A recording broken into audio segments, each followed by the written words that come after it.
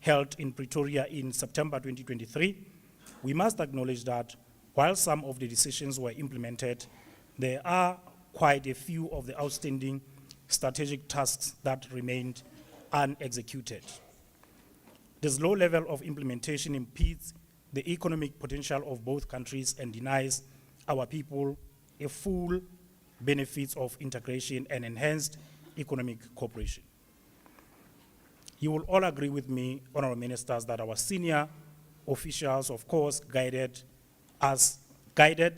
by us as political principals, bears the responsibility to ensure that decisions made by the Binational Commission are effectively implemented, whether at a ministerial or department level or at a sectoral level.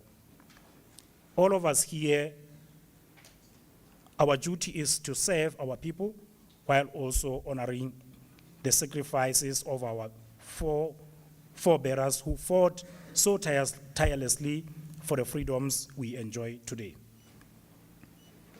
I therefore wish to call for the establishment of the mechanism structure constituted by the co-chairs of clusters to monitor and evaluate progress in order to address the bottlenecks proactively and timelessly. This structure of senior officials constituted by the heads of clusters could serve as a practical solution to ensure continuous monitoring and evaluation, and indeed full implementation of the decisions of the BNC. Your Excellencies, distinguished delegates, at the heart of the BNC agreement is the idea of strong economic cooperation between our two countries. In this regard, BNC agreement is very instructive in its preamble and objective that seamless movement of people, goods, and services is the cornerstone of the economic cooperation between the two countries. In this connection, it is important that we expedite the development and implementation of the new migration model as directed by our two heads of states and government in Pretoria during the inaugural session of the BNC in September 2023. When completed and operational, the new migration model will help resolve current border challenges and provide structural solutions to those seeking work, business opportunities, and residency across our borders. Equally important, there is an urgent need to foster efficient trade relations between our two countries in an advent of imposition of tariffs and the cut of the international assistance by the US administration. As we meet today, we meet in a rapidly changing economic landscape that has ushered new uncertainties and threatens to derail the gains of the global trade architecture that was built over decades, if not centuries. These new challenges call for more closer collaboration within the regional structures such as SACU, CMA, SADC, and the African Continental Free Trade Area. The spirit of closer collaboration and partnership should also be cascaded down to our own borders and ports of entry.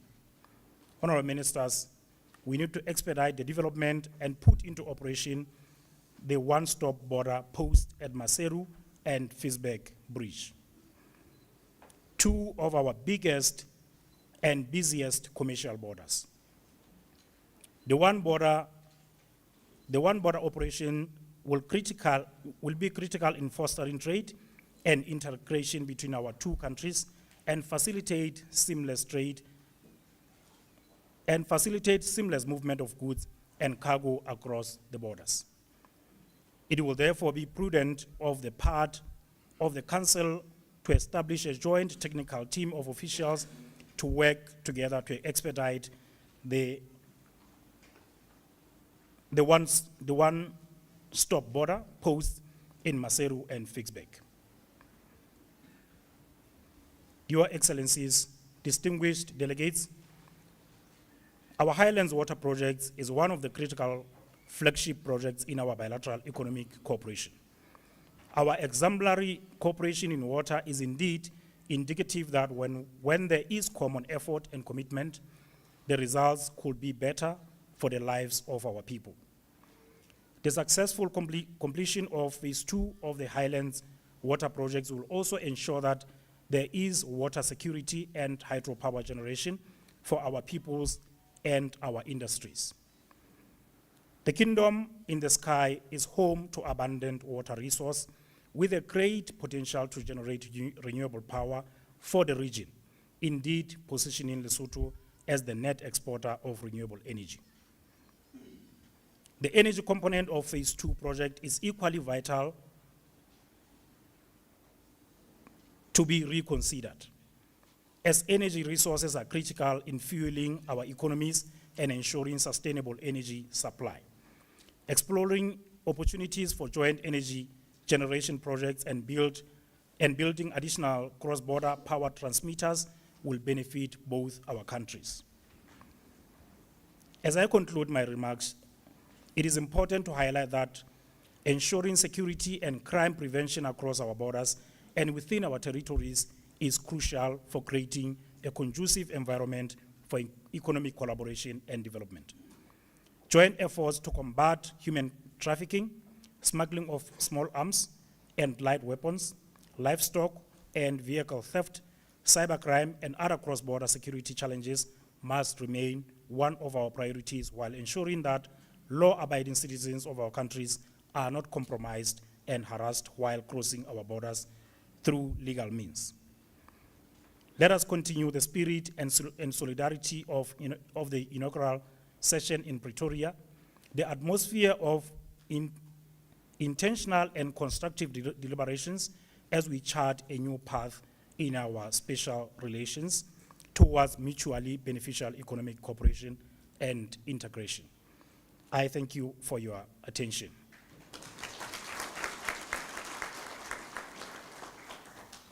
May I now invite Honorable Lamola to deliver his remarks. Co-Chair.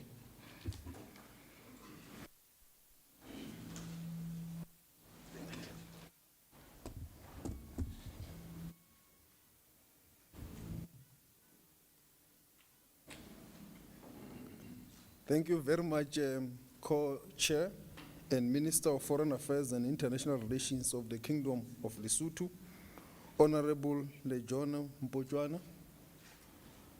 May I also pay my respect to His Excellency, the President of the Republic of South Africa, President Ramaphosa, King Letsie III, the Prime Minister Matekane, and also to all ministers from both the countries, high commissioners of both the countries, ambassadors, senior government officials, members of the media, ladies and gentlemen, good afternoon.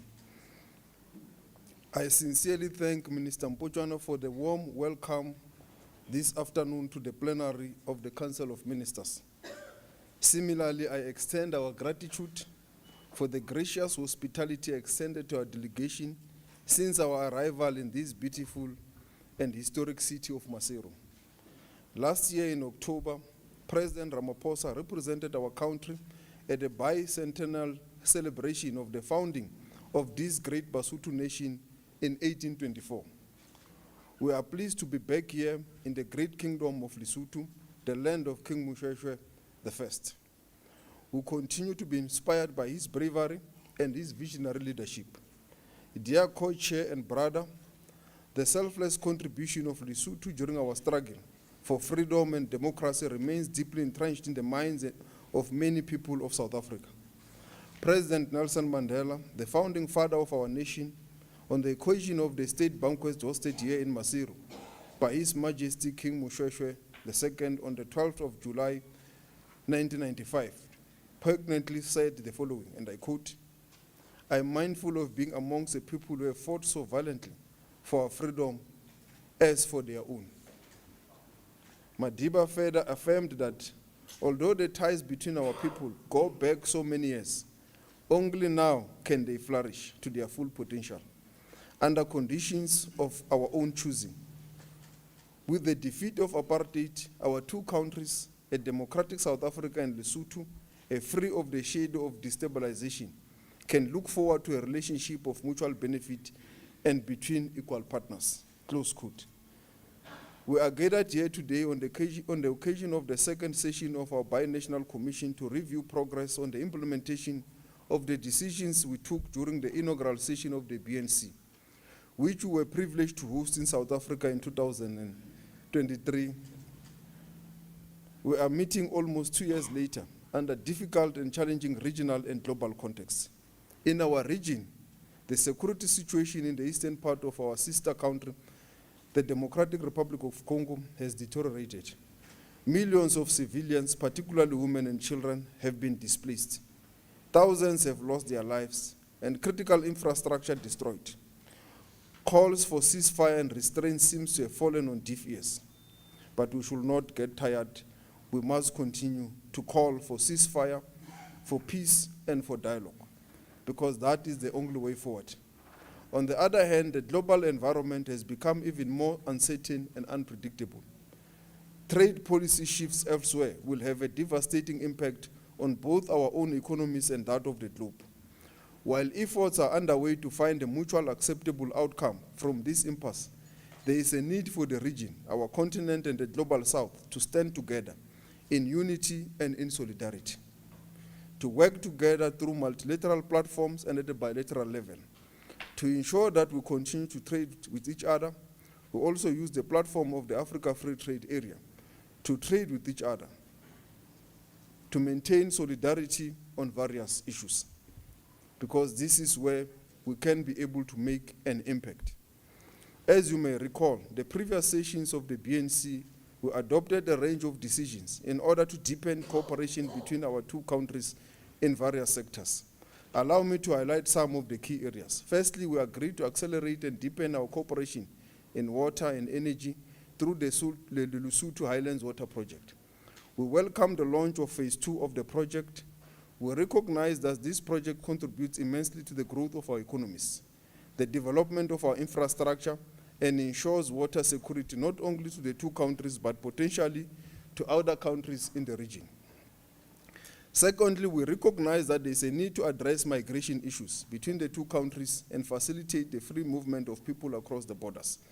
In this regard, we assigned the relevant ministries with the responsibility of developing a migration model that will address all the challenges that we are currently experiencing, taking into consideration the unique geographical locations of the two countries.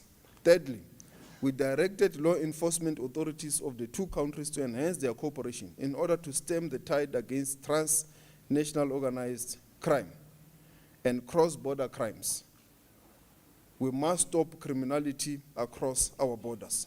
Joint efforts to end stock theft, illegal mining, cybercrime, and other forms of criminality must be ensured to succeed, because these efforts will ensure that our two nations remain as good neighbors. Fourthly, we also directed our relevant departments to deepen our economic cooperation and finalize negotiations to sign the Memorandum of Understanding for Economic Cooperation.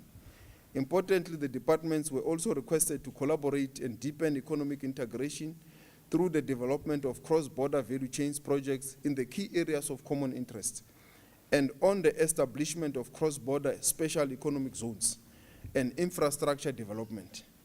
Distinguished colleagues, I have only highlighted these few issues not because of others are less important, but for brevity. I hope that the relevant ministries and departments gave the necessary attention to this task. In this regard, I'm looking forward to receiving progress report on all these and other issues from our officials during this session of the Council of Ministers. In conclusion, I once more express our profound gratitude to our host, Minister Mpochwana, for convening this session of the Council of Ministers. I thank you. Kikhosi.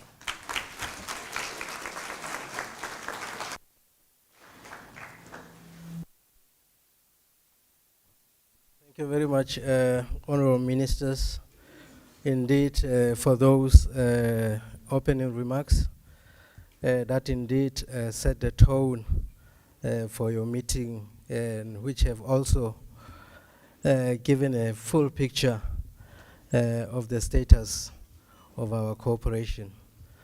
Now, may I humbly request our honored guests from the media to leave the room, I have Ntate Pego from the Ministry of Foreign Affairs, the PRO.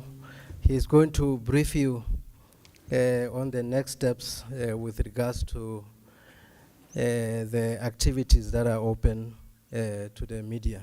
Thank you very much. Le ka moso, re lebohile haholo.